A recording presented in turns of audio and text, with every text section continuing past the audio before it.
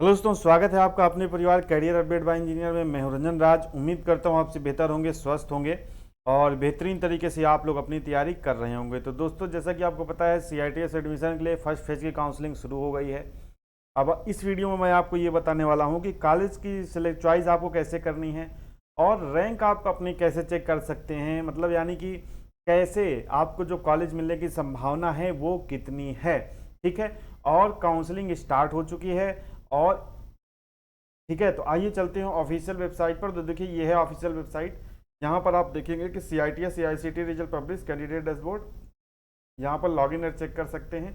और इसके बाद आप यहीं से क्या कर सकते हैं, फर्स्ट फेज की counselling, click here to login and check, अपना रिजल्ट भी चेक कर सकते हैं। और साथ ही साथ यहीं पे क्लिक करके जो है आप अपनी क्या कर सकते हैं भाई, आप यहाँ से काउंसलिंग में पार्टिसिपेट कर सकते हैं। ठीक है, यहाँ पर जो है क्लिक हेयर टू लॉगिन, इस पर क्लिक करके आप जो है कर सकते हैं। अब बात करते हैं, इसके पहले मैं आपको बता दूं, अगर आपके मन में ये डाउट है कि भाई कौन से कॉलेज में कितनी सीट है, हॉस्टल फैसिलिटी है या नहीं है, ठीक है, और हमको किस NSTI में कितनी सीट है, किस ट्रेड वाइज कितनी सीट है, तो ये वीडियो भी सुबह ही मैंने डाला है। इसको आप एक बार डिटेल में देख लीजिएगा, आपको सारी चीज़ें क्लियर हो जाएंगी। बाकी और भी अगर आपको जानकारी चाहिए तो playlist CITS information 2024 playlist check कर लीजिएगा, इसमें सारी जानकारी आपको मिल जाएगी। ठीक है, तो आइए यहाँ पर, जैसे कि मैं यहाँ पे क्लिक कर देता हूँ, यहाँ पर आपको अपना मोबाइल नंबर या ईमेल आईडी या यूजर आईडी, तीनों में से कोई एक आपको भरना होगा। यहाँ पे पासवर्ड, जो आपने फॉर्म भरते समय पासवर्ड बनाए हैं वो भरना है। और साथ ही साथ यहाँ पे कैप्चा पे भरने के बाद लॉगिन पे क्लिक कर देना है। तो आइए, मेरे पास एक कैंडिडेट का डाटा है, मैं सारा डाटा उनका फिल कर देता हूँ और उसके बाद आपको आगे का प्रोसेस बताता हूँ।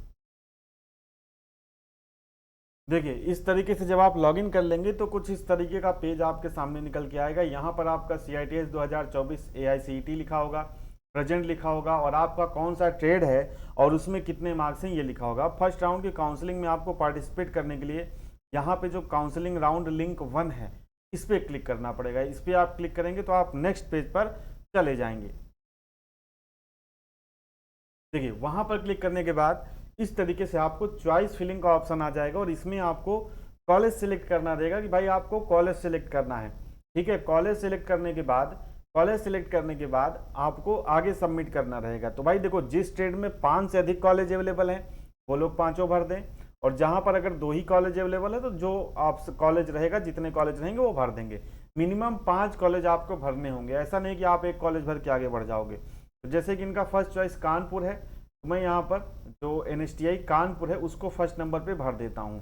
देन सेकंड चॉइस इनकी क्या है, सेकंड चॉइस इनकी ITOT लखनऊ है, तो सेकंड नंबर पर मैं जो है उसको भर देता हूँ ITOT Lucknow government of Uttar Pradesh, इसको मैं यहाँ पर फिल कर देता हूँ। देन इसके बाद तीसरे नंबर पर मैं इनके लिए कोलकाता भर देता हूँ। देखो, एक बार आप भर चुके हो तो इसको फिर से नहीं भर सकते। ठीक है, तो अगर कोलकाता का ऑप्शन आता है या NSTI हावड़ा का ऑप्शन आता है, अगर वहाँ पे इलेक्ट्रॉनिक मैकेनिक की सीट होगी तो उसको मैं भर देता हूँ।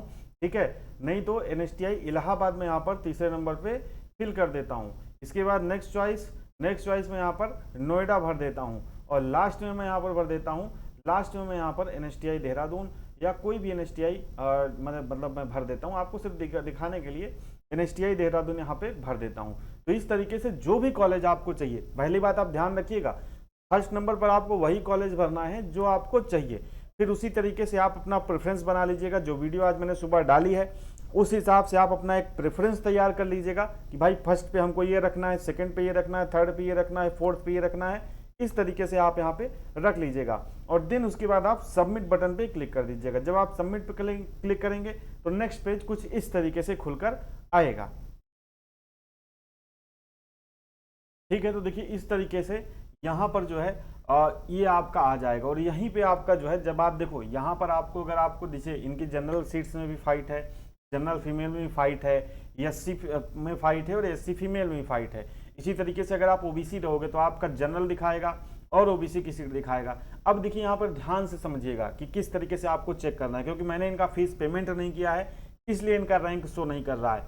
जब आप फीस पेमेंट कर दोगे तो आपका रैंक शो होने लगेगा कि मतलब भाई जनरल की NSTI कानपुर में कितनी सीट है और टोटल उसमें कितना रैंक है। जैसे एग्जांपल के रूप में मान के चलिए कि आपकी 19 सीट है NSTI कानपुर में, अगर जनरल की 19 सीट है और आप जनरल कैटेगरी से बिलोंग करते हैं और आपका रैंक चल रहा है 19 से ज़्यादा, यानी कि 20वां 25वां या 30वां येलो कलर से, तो उसमें क्या होगा, उसमें ये दिक्कत होगी कि आपको उस कॉलेज की मिलने की संभावना कम हो जाएगी। देन इस हिसाब से आप काउंसलिंग फीस अगर पेमेंट कर रहोगे तो आप बार बार चेक कर सकते हो कि किस कॉलेज में मेरा रैंक अच्छा है, यानी कि ग्रीन कलर का है। जैसे मान के चलिए NSTI इलाहाबाद, अगर मैं यहाँ पे क्लिक कर देता हूँ फीस पेमेंट के बाद, NSTI इलाहाबाद अगर आप क्लिक करोगे तो NSTI इलाहाबाद में मान के चलिए जनरल की 20 सीटें हैं और इनका रैंक है उसमें 12, तो इसका मतलब उनको ये कॉलेज मिलने की संभावना है। लेकिन ये आपको लास्ट समय तक चेक करते रहना है, यानी कि ऐसा नहीं कि अभी हो सकता है आपसे ऊपर नंबर वाला अभी काउंसलिंग पार्टिसिपेट ना किया हो, जैसे ही आपसे ऊपर नंबर वाला काउंसलिंग को पार्टिसिपेट करेगा आपका रैंक नीचे आ जाएगा। तो ये आप मतलब सुबह शाम में एक बार चेक कर लीजिएगा, और लास्ट टाइम जो आपकी 12 तारीख लास्ट डेट है उस टाइम पे जो भी आपको डिसाइड करना होगा उस डिसाइडेशन के हिसाब से आप जो है अपना कॉलेज जो 1 2 3 4 प्रेफरेंस है उस तरीके से रख लीजिएगा। तो उम्मीद करता हूँ ये रैंक वाला क्राइटेरिया आपको समझ में आ गया होगा। जैसे जनरल की 19 सीट है तो नीचे आपका रैंक दिखा रहा है 25, तो इसका मतलब 19 में से आपका नंबर, सीटें 19 ही है, नंबर है आपका 25वां, तो आपके कॉलेज मिलने की संभावना कम हो जाती है। जैसे मान के चले दिखा रहा है सीट है वो जनरल की आपकी 20 और आपका रैंक है 10, तो वो कॉलेज मिलने की संभावना आपको बढ़ जाती है। लेकिन अभी लड़के काउंसलिंग में पार्टिसिपेट कर ही रहे हैं, तो जैसे जैसे अगर आपका मान के चले आपसे ऊपर नंबर वाला लड़का काउंसलिंग पार्टिसिपेट करेगा और NSTI कानपुर या अन्य किसी कॉलेज को फर्स्ट चॉइस में डालेगा तो आपका रैंक नीचे आ जाएगा। तो इस तरीके से सुबह शाम में एक बार लॉगिन करके आपने जो भी चॉइस किया होगा उसको आप रहने दीजिएगा, और सुबह शाम में एक बार चेक कर लीजिएगा कि भाई आपको मिलने की जो कॉलेज मिलने की कितनी संभावना है। तो इसी तरीके से आप सेकेंड फेज की भी काउंसलिंग करेंगे, इसी तरीके से थर्ड फेज की भी काउंसलिंग करेंगे, और इस तरीके से आप जो है काउंसलिंग क्या कर सकते हैं भाई, कर सकते हैं। तो उम्मीद करता हूँ वीडियो आपको पसंद आई होगी। पसंद आई वीडियो को लाइक करिएगा, शेयर करिएगा और साथ ही साथ चैनल को सब्सक्राइब कर दीजिएगा।